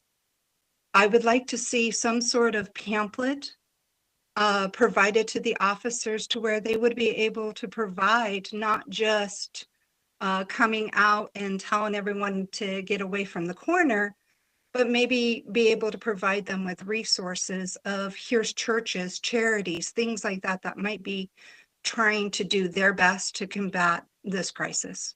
Thank you. Thank you so much for that very important testimony. And again, we're very sorry for your loss, and we will see if we can't do better. We will go to Eric, followed by Julia Taggart. Hello. Hello, my name is Eric. I came here to talk today about ideas and how they come to fruition. I got my start in politics with the Obama administration. It was pretty cool, and it actually emboldened me to come turn in ideas to city leaders and people like that.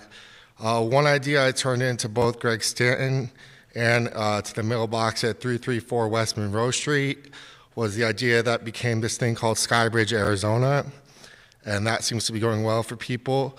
But it's funny because while they were dedicating $250 million of the state's money to my idea, I was walking around with no shoes, homeless. So I would just like to point out that everyone's ideas maybe were something, and maybe explain to people who saw me walking around, yelling at the sky, talking to myself. Maybe there's a reason for that. When we have ideas like water fountains that still give cold water in the middle of summer, things like that come from an area of compassion and understanding that I encourage members of the city council to keep up with. Another idea I had that was actually way harder to get done than the Skybridge idea was to have people who are unable to own firearms become detectives. I think that will pay dividends for a while to come for the city. One of the positive things about other people taking my ideas is that I only have to take credit for the ones that work out, to be honest. And a new idea I have is I noticed that the fire engine number 8 has a cue ball on it, so it's very recognizable. And I think whoever came up with that idea, I think that's a really good idea for community outreach, and it makes people feel less like the Matrix rolling up and actual people are rolling up to help them. So I think the city should start allowing each firehouse to put their own little emblems around the numbers. I was thinking maybe like a Larry Fitzgerald jersey for engine 11 or a swingman for engine 23. But I think if we could personalize the vehicles a little bit, it would help with our community outreach efforts. And that's about it. Thank you for your time. Thank you. Julia is next, and then we'll go to Tristan on virtual comment. Hi, Deborah. I'm here to talk about Mystery Castle. So a demo permit was put in for Mystery Castle for a full demolition November 22nd, 2023. The Historic Preservation Board denied it, so there's a year hold on it, but November 22nd, 2024, it can be demoed. I have tried to get in contact with the owners of it. I have tried to talk with other people about, why is there a demo permit, and nobody seems to know why. I know that, they've had $100,000 in vandalism, and there's been issues all over the city with historical institutions needing funding. What I've heard is that, people are aging out and they don't know who can take over the building. I know that they're trying to work with the Historic Preservation Office. I had a phone call earlier that they're doing a scan of the building to see what it might cost to repair it, but the concern is that it could be millions. There are other options I think that we can look into, but from my timeline right now, there's only 8 to 9 months left before it could be demoed. And that property is a beautiful property. It was built in the 1930s by Boyce, by Boyce Gully for his daughter, Mary Lou Gully.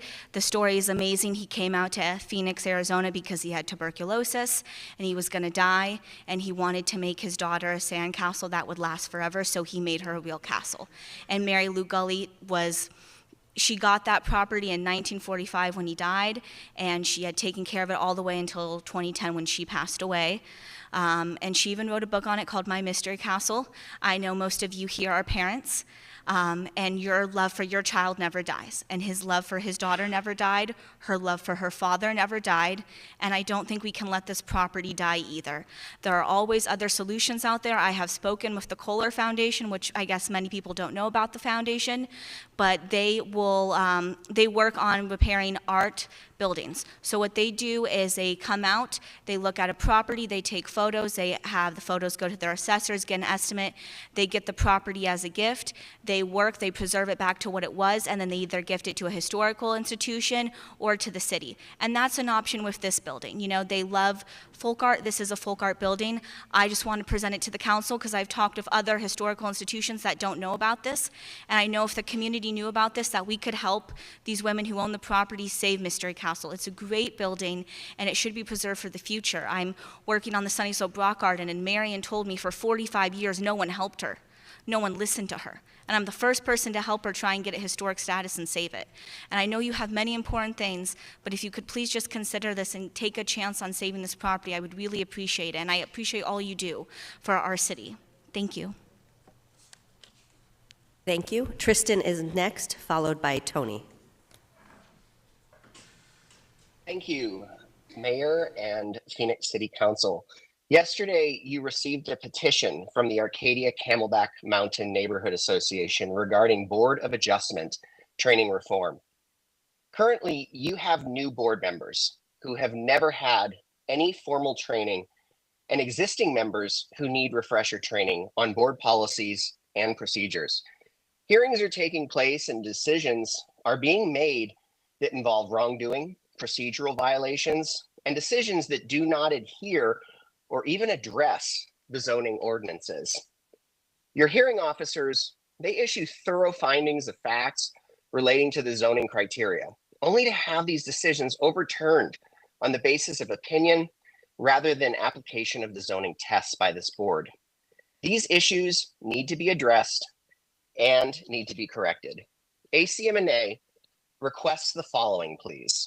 Number one, stop all Board of Adjustment actions and decisions until immediate mandatory training on policies and procedures for their role as Board of Adjustment members is completed.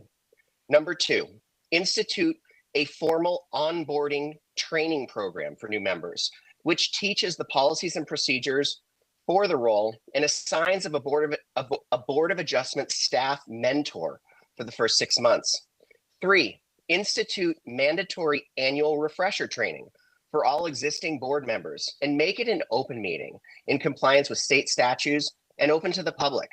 Number 4, decisions made by the board must address Section 307 of the zoning ordinance, which includes the 4 tests for a variance and 2 factors for use permit criteria.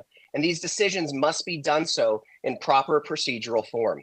5, when overturning a ZHO's decision, the member presenting the motion must clearly state why the ZHO decided incorrectly. This request is submitted by ACMA. It's supported by the Arcadia Osborne Neighborhood Association. It's been recognized as an issue by Assistant City Attorney Daniel Ingles. It's been requested by Jonathan Ammond, an existing board member, in his deposition where he admitted wrongdoing on his case. It's been requested by board member Wally Graham on record at a Board of Adjustment meeting. And it's been attested to by your newest member, Michelle Dodds, who desperately wants formal training. City, this lack of training is putting the city of Phoenix in a liable situation for their decisions if these members are not trained properly. Thank you for considering our petition. Thank you. Tony is next, followed by Richard.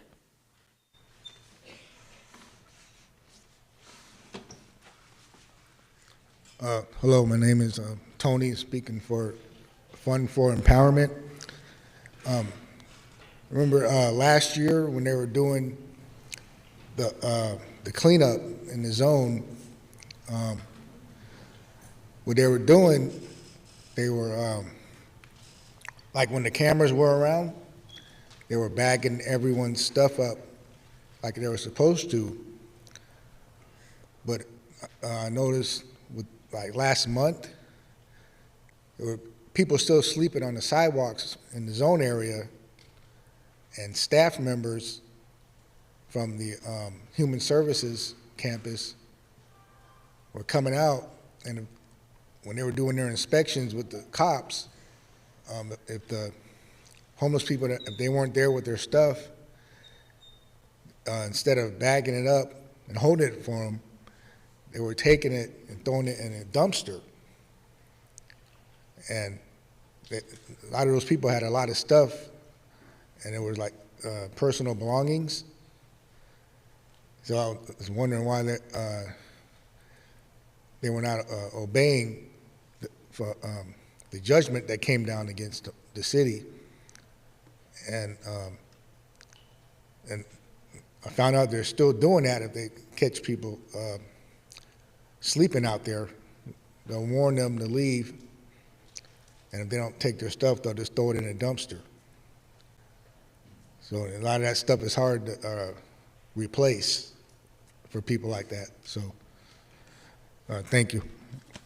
Thank you. Important testimony. Richard is next, followed by Faith. Mayor and Council, thank you for being here today. My name is Richard Hauk. I use they, them pronouns. I'm a longtime resident of Phoenix, having grown up in Maryville and currently reside in the Central City. I live in a subdivision called Christie Croft and have recently formed a neighborhood organization with my community called Vanmore 1923. We are a diverse community, majority of low income. I am bringing to your attention today a through truck problem we have along 21st Avenue between West Fillmore Street and West Van Buren Street. Large trucks come through this stretch of my neighborhood every day from early morning hours to late night hours. These trucks wake me and other residents up early in the morning and keep us up late at night. In addition to noise, they pollute our air and degrade our infrastructure. We had 4 water main breaks alone last year, which can be attributed to heavy trucks. There are no through truck signs posted southbound at 21st Ave in Fillmore, northbound at 21st Ave in Van Buren. There are no right turn by truck signs westbound on Van Buren Street and 21st Ave, and no left turn by truck signs eastbound on Van Buren Street and 21st Ave. I have brought this issue up to Neighborhood Services, who told me the department for this is Street Transportation. I contacted Street Transportation, who told me the police deal with this. After an unenjoyable conversation with the non-emergency police number, I was given the contact info for the community actions officer for my area. I contacted them and their supervisor about this and haven't received follow-up. Nothing continues to be done about this. We need your help, and we'll be reaching out to our city council member Ansari for further details and ask for help. I was also registered to speak for item number 1. I know it's passed. I just wanted to express my interest in becoming a member of the Central City Village Planning Committee. There is 1 vacancy listed online. I called the commissioner, Anthony Grande, earlier today and requested to apply. Thank you for your service and your help. Thank you. We'll ask that our community action officer follow up with you, and I do think that you finally found the right person. Faith is next, followed by Anita.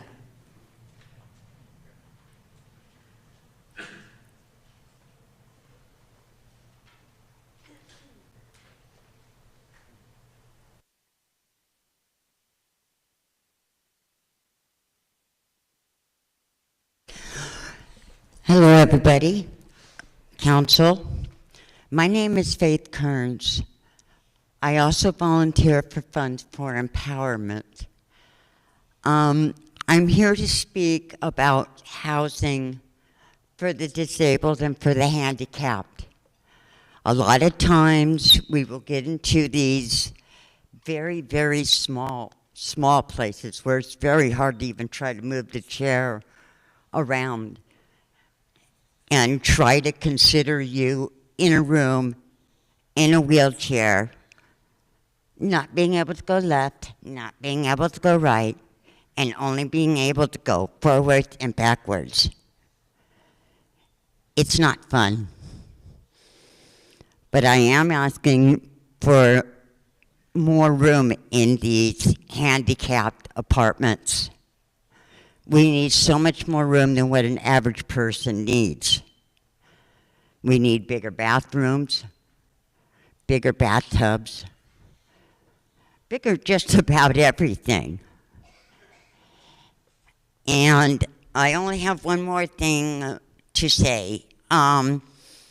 If we could do something about the trains, I live at 209 West Jackson, and I live right by the railroad tracks. And unfortunately, that train is very, very loud. And at about 3 in the morning when it blows its horns, at 3 a.m. approximately, by the way, it's not really pleasant. And it's not just me, but there's a whole group of people where I live that are subject to that.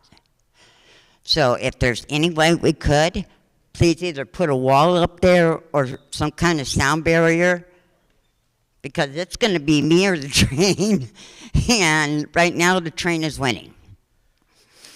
And with that, I'll close. Thank you. We'll see if we can't follow up on the quiet zone and other items, which we do expect to be coming to council. Let's see. Anita is next, followed by Mike Peterson.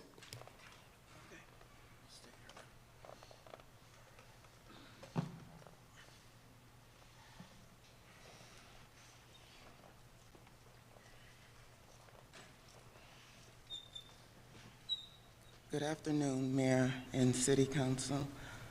I'm Anita Lewis, a 68-year-old cancer survivor and widower.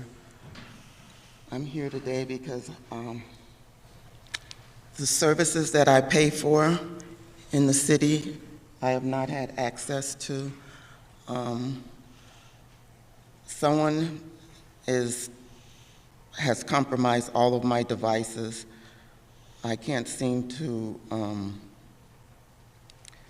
get used to use any of my devices in my home. And every day that I leave my home is broken into. And I believe they come in while I'm asleep. I live alone. And I'm in District 8. I'm having problems with people using radio frequency on me daily. I'm actually being tortured every day.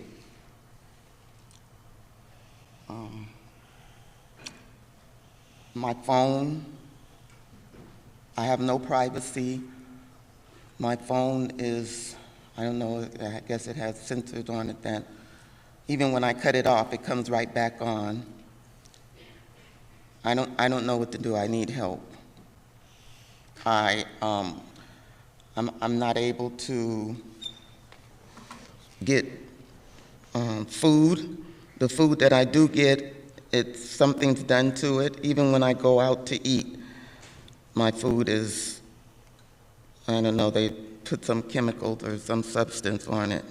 Even as the substance is put throughout my house. My water is not drinkable.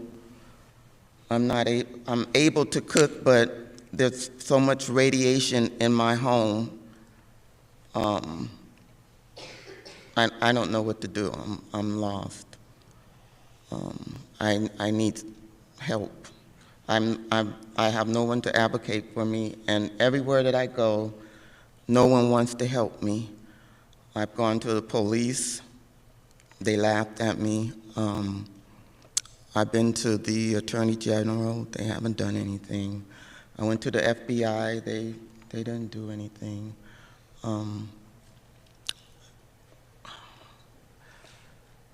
Something's been done to me. I don't know what, but I feel like my body is deteriorating.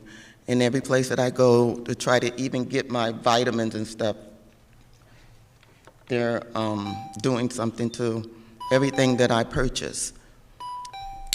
After I get it, it's no good. I could taste the whatever substance or chemical that they're using. And I believe that someone made me sensitive to whatever it is. And I don't know what to do. I feel like I'm being. Thank you for this testimony. Appreciate. Yeah. I know it was not easy to share. Thank you. Fortunately, we'll connect with her. Thank you, Councilwoman. We'll go next to Mike Peterson, followed by Michael Smith.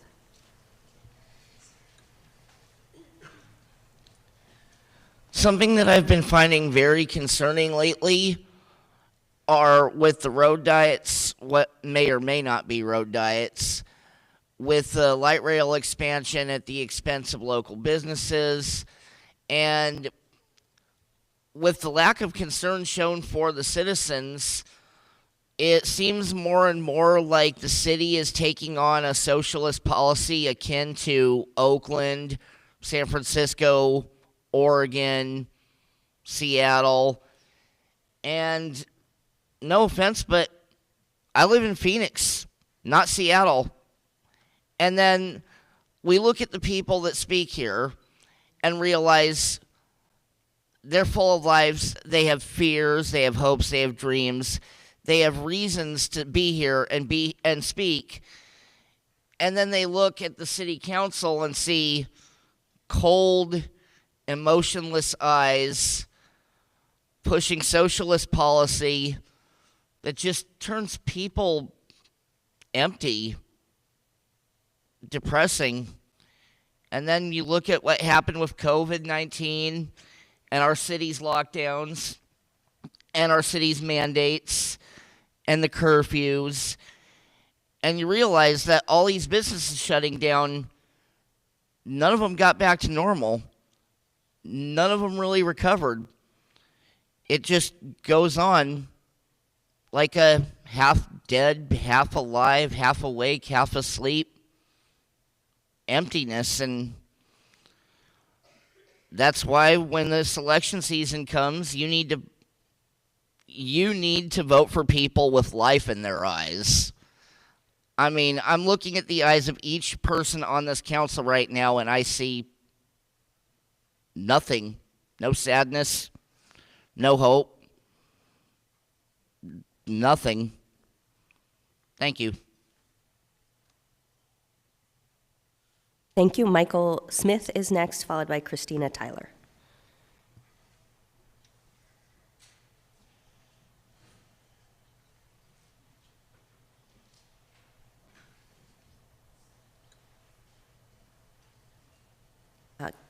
Christina is next, followed by Frank.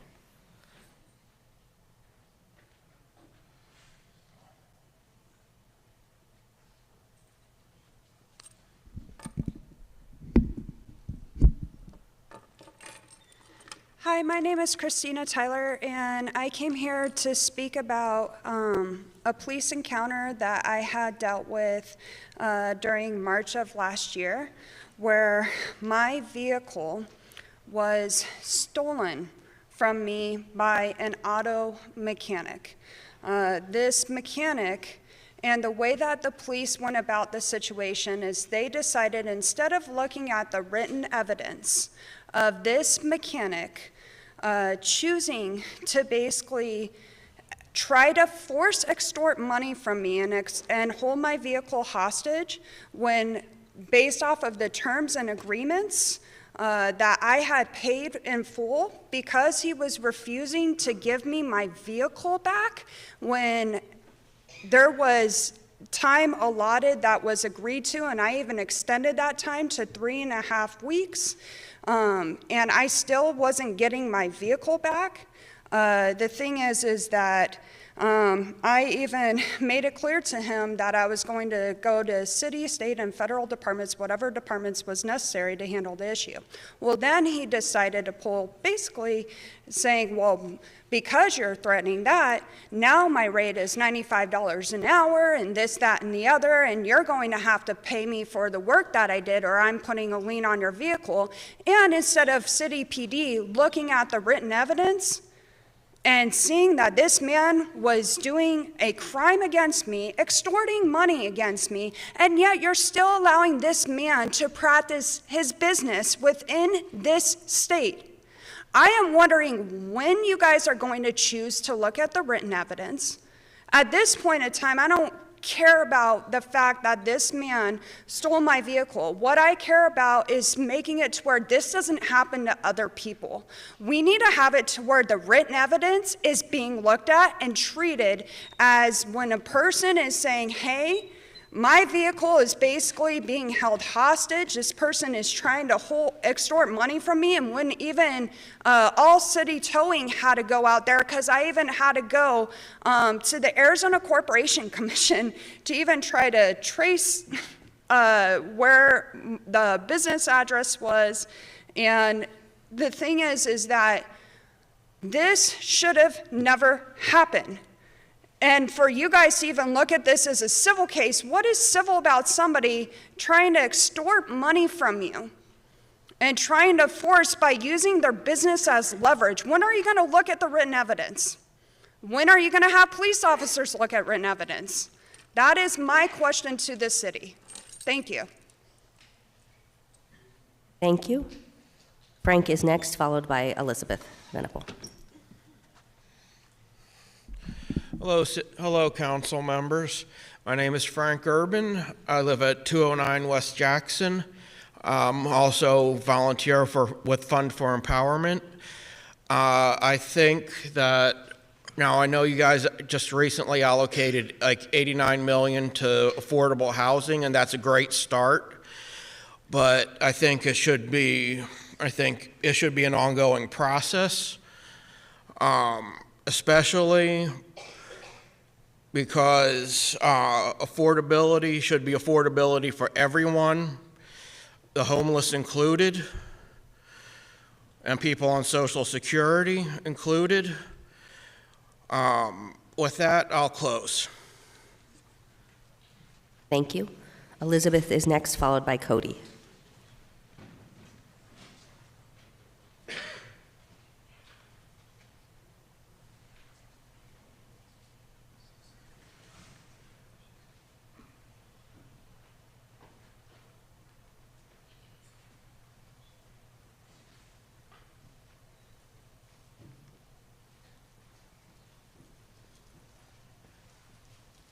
Sorry for the journey. Okay, so what we did, you may have seen that we have our meetings outside, right? And we do a variety of activities, including telling your story and leadership development and how to have a little protest. We had a little silent protest a while back ago. And, you know, we collect a lot of data and input at these meetings, you know. And again, I've said before that we try to keep everything basically fact-based, which is what brings me to our letter. Let me just open it up real quick. I'm going to see if I can get through it. Let's see, sorry. Council. Sorry, I don't want to waste your time. Okay. It's basically word for word what people have said to us, and I may have to make it briefer. We believe that policies need to be shaped by constituents who have lived experience of any particular circumstances they are subjected to, and that data and policies are incomplete without their presence. We would like to address the following issues of which you may or may not be aware. We need funding for stable long-term housing and a clear path to get there. There need to be more vouchers, especially ones which go beyond 3 months and can lead to evictions. These can be permanent or temporary. However, permanent housing is the goal. This housing should be provided without such conditions on it so that people are not essentially dumped back on the streets for non-compliance with excessive rules focused on minor behaviors which would not be cause of eviction in any other property. These include having more than the approved amount of clothing. For example, there are many, many, many tiny violations that you can get thrown out of facilities for. SMI people are often targeted as non-compliant, even though such conditions may be considered discriminatory and a potential violation of the Americans with Disabilities Act. There's a group that is with us that lives in a motel. I won't say what service provider operates it, but they feel as though they're more in a prison than in a hotel. There's fences, they're not allowed to work at night. Basically they're subject to code violations that, again, would not be evictable under any other circumstances. Services need to be provided in a respectful manner, again, that follows the Americans with Disabilities Act.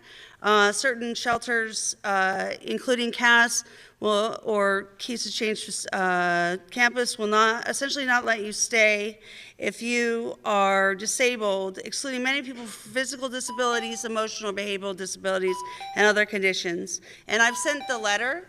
Sorry it took me so long to get around. I sent the rest of the letter to you. It has various concerns, again, that are coming directly from the population and fairly data-driven, and also focus on employment and how to be productive economically. Thanks. Thank you. Ari will be our last speaker.